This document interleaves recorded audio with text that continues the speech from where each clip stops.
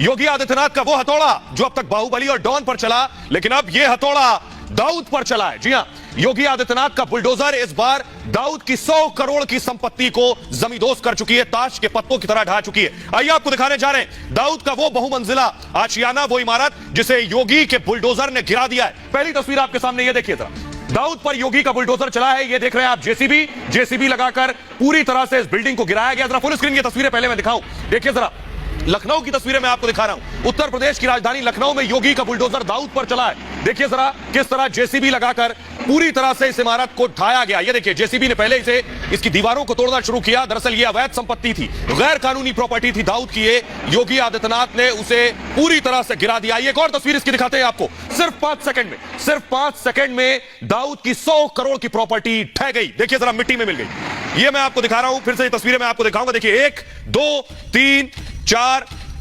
और 5 सेकंड में पूरी इमारत भरभरा कर नीचे गिर गई। ये दाऊद की 100 करोड़ की गैर कानूनी संपत्ति थी। फुल स्क्रीन जरा तस्वीरें देखिए एक बार फिर से, कैसे उत्तर प्रदेश की राजधानी लखनऊ में योगी आदित्यनाथ का रौद्र रूप देखने को मिला। और इसी तरह का योगी का गुस्सा पहले भी डॉन और बाहुबलियों के खिलाफ देखने को मिला है। उत्तर प्रदेश में अगर अवैध संपत्ति है, गैर कानूनी कब्जा है, तो योगी आदित्यनाथ उसे हरगिज बख्शते नहीं है। उसी की एक नजीर आपकी टेलीविजन स्क्रीन पर सिर्फ 5 सेकंड में देखिए, पूरी इमारत जमींदोज हो गई, पूरी इमारत जमीन में मिट्टी में मिल गई। 100 करोड़ की संपत्ति दाऊद की बताई जा रही है जो लखनऊ में मौजूद थी। इसके लिए बाकायदा दाऊद को नोटिस भी दिया गया था, लेकिन इस पर दाऊद ने सुप्रीम कोर्ट का दरवाजा खटखटाया। 2 तस्वीरें आपको दिखाने जा रहे हैं, देखिए जरा किस तरह लखनऊ में यह इमारत भरभरा कर बैठ गई।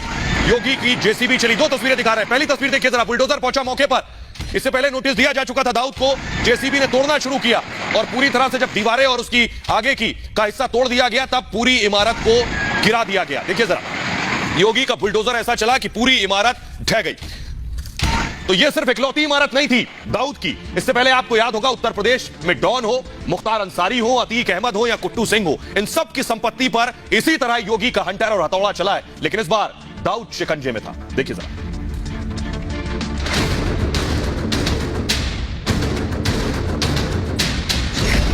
100 करोड़ की संपत्ति पर योगी स्ट्राइक। दाऊद के आशियाने पर योगी का बुलडोजर।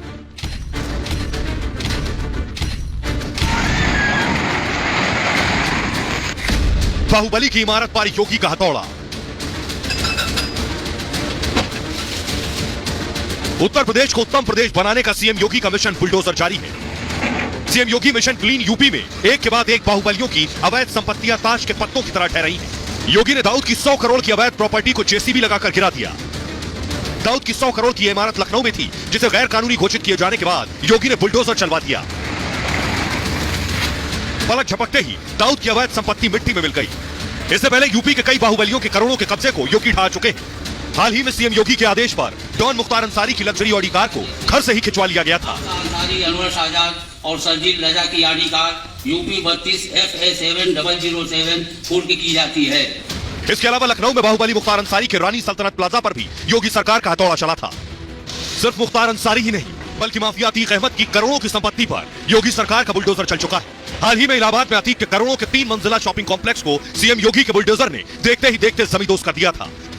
बाहुबली अतीक के 5 करोड़ के एक मकान पर भी योगी ने बुलडोजर चलवाया था।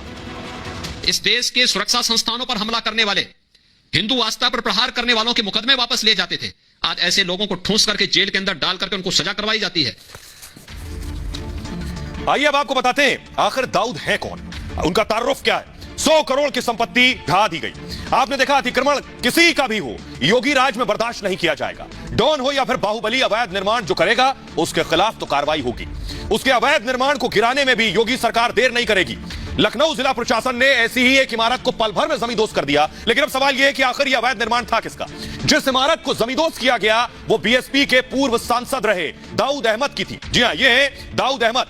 1999 से 2004 तक शाहबाद सीट से बीएसपी से सांसद रहे। 2007 से 2012 तक बिहानी हरदोई से विधायक रहे। 2017 विधानसभा चुनाव में बीएसपी के टिकट पर मोहम्मदी से चुनाव लड़ा और चुनाव हार गए। 2019 में पार्टी विरोधी गतिविधियों की वजह से उन्हें बीएसपी से बाहर कर दिया गया। इससे पहले लखनऊ में ही दाऊद के एक शॉपिंग कॉम्प्लेक्स पर भी कार्रवाई हुई थी। लेकिन योगी का जो ये हंटर है, ये सिर्फ दाऊद पर नहीं चला। इससे पहले योगी ने उत्तर प्रदेश के डॉन, बाहुबली और बड़े बड़े अपराधियों की करोड़ों की संपत्ति पर बुलडोजर चलाया है। आइए आपको बताते हैं किस बाहुबली की कितनी संपत्ति पर योगी का हंटर चला। योगी राज में सब बराबर हैं, बाहुबली, डॉन से लेकर अवैध निर्माण करने वाले छोटे अपराधी भी। लखनऊ में की गई इस कार्रवाई से पहले योगी सरकार का बुलडोजर बड़े बड़े बाहुबली और डॉन की संपत्ति पर भी चल चुका है। यूपी सरकार ने पिछले 1.5 साल में माफिया पर ताबड़तोड़ एक्शन लिया। अब तक बाहुबली अतीक अहमद की 326 करोड़ की संपत्ति पर सीएम योगी का बुलडोजर चल चुका है। डॉन मुख्तार अंसारी की 194 करोड़ की संपत्ति पर सीएम योगी का हथौड़ा चल चुका है। गैंगस्टर सुंदर भाटी की 63 करोड़ की संपत्ति योगी सरकार ने पूरी तरह से ध्वस्त कर दी। गैंगस्टर ध्रुव कुमार उर्फ कुंटू सिंह की 18 करोड़ की संपत्ति को भी जब्त कर लिया गया। यह है योगी आदित्यनाथ की कार्रवाई और यही वजह है कि योगी आदित्यनाथ को यकीन है कि उत्तर प्रदेश से उन्होंने अपराध को खत्म कर दिया है, इसीलिए वो अब ऐलान जंग कर रहे हैं। जी हां, योगी आदित्यनाथ ने ऐलान जंग कर दिया है विरोधियों के खिलाफ कि चुनाव में सिर्फ 8 महीने बचे हैं और योगी आदित्यनाथ पूरी तरह से तैयार हैं विरोधियों से दो हाथ करने के लिए, चाहे वो विरोधी कोई क्यों ना हो। यह मैं क्यों कह रहा हूं कि योगी आदित्यनाथ ने ऐलान जंग कर दिया, उन्हें यकीन है कि वो 2022 में जीतेंगे। योगी आदित्यनाथ ने खुद रिपब्लिक भारत पर इस ऐलान जंग को कबूल किया। सुनिए जरा। इसमें कोई संदेह नहीं होना चाहिए, भारतीय जनता पार्टी 300 प्लस सीटों के साथ प्रदेश के अंदर अपने सहयोगियों के साथ मिलकर के चुनाव जीतेगी।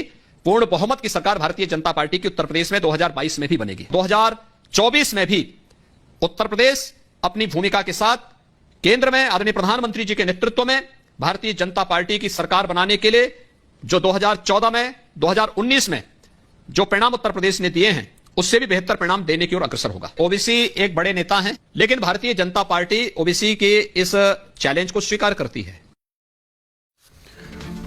तो योगी दो हाथ करने के लिए तैयार है, लेकिन आपको बताने जा रहे हैं कि योगी के इस कॉन्फिडेंस की वजह क्या है, योगी आखिर इतने आत्मविश्वास में क्यों है, यह भी जान लीजिए। दरअसल योगी के कॉन्फिडेंस की वजह है यह जो तस्वीर मैं अब आपको दिखाने जा रहा हूं, यह है योगी के विश्वास की वजह। क्योंकि जिला पंचायत अध्यक्ष के चुनाव में 67 सीटें, जी हां 75 में से 67 सीटें योगी आदित्यनाथ ने जीती। अखिलेश यादव के खाते में सिर्फ 5 सीट आई, सिर्फ 5 सीट, और अन्य के खाते में 3 सीट आई हैं। यह है योगी आदित्यनाथ के आत्मविश्वास की वजह। कांग्रेस के खाते में 0 और बीएसपी ने पहले से ही वॉकओवर दे दिया था। तो आइए अब आपको बताते हैं योगी आदित्यनाथ ने इस बड़ी जीत के बाद वो गोरखपुर में थे। गोरखपुर में जिला पंचायत अध्यक्ष, प्रतिनिधि और सदस्यों से योगी आदित्यनाथ को आप देख रहे हैं, उन्होंने मुलाकात की। योगी आदित्यनाथ को यह यकीन और भरोसा है कि इस जीत के बाद, जिसे सत्ता का सेमीफाइनल कहा जा रहा है, इसके बाद अब 2022 का जो फाइनल फाइट है उसमें भी योगी आराम से जीतेंगे। तो आइए अब आपको तो बताते हैं कि आखिर योगी कैसे, एक योगी कैसे सब पर भारी है। आइए अब आपको यह बताते हैं। यूपी में 2022 में होने वाले विधानसभा चुनाव से पहले जिला पंचायत अध्यक्ष चुनाव को सेमीफाइनल के तौर पर देखा जा रहा। इस मुकाबले में योगी ने राज्य की तमाम सियासी सूरमाओं को धूल चटा दी।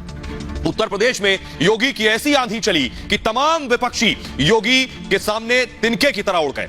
योगी को जिला पंचायत अध्यक्ष चुनाव में हराने और अगले साल के विधानसभा चुनाव के लिए माहौल बनाने में अखिलेश यादव ने कोई कसर नहीं छोड़ी थी। अखिलेश ने इस चुनाव की कमान खुद संभाल रखी थी, सारी रणनीति वो खुद बना रहे थे। योगी पर जमकर हमले कर रहे थे, पार्टी के जिला प्रभारियों पर कार्रवाई कर रहे थे जिन पर उन्हें शक था कि ये लोग पाला बदल सकते हैं, लेकिन सारे पैतरे अखिलेश यादव के धरे के धरे रह गए। पार्टी को केवल 5 सीटें मिली।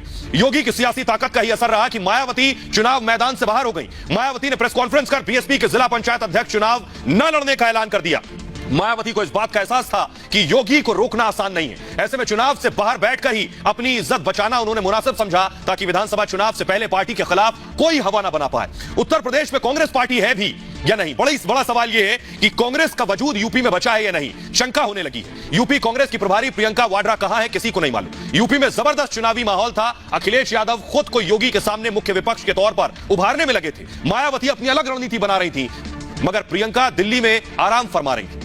नतीजे सामने है, कांग्रेस को एक भी सीट नहीं मिली है। आज प्रदेश कांग्रेस अध्यक्ष ने कहा है कि पार्टी अगले साल अकेले चुनाव लड़ेगी। सवाल यह है कि कोई साथ लड़ना चाहेगा तब तो किसी के साथ कांग्रेस लड़ेगी। इस बार तो अखिलेश भी राहुल को साइकिल पर बिठाने के मूड में बिल्कुल नहीं। जिला पंचायत अध्यक्ष के चुनाव में ओवैसी तो नहीं, लेकिन इस दौरान ओवैसी पूरे राज्य में अपने लिए माहौल बनाते नजर आए। कभी मुस्लिम मुख्यमंत्री या उप मुख्यमंत्री बनाने का बयान देकर, कभी 10 दलों के साथ गठबंधन करके माहौल बनाते रहे। ओवैसी ने योगी को दोबारा मुख्यमंत्री नहीं बनने देने का बयान देकर भी सियासी माइलेज लेने की कोशिश की है। लेकिन चुनाव नतीजों के बाद ओवैसी को समझ में आ गया होगा कि योगी से मुकाबला आसान नहीं होगा। इस बात का इल्म सभी नेताओं को हो चुका है।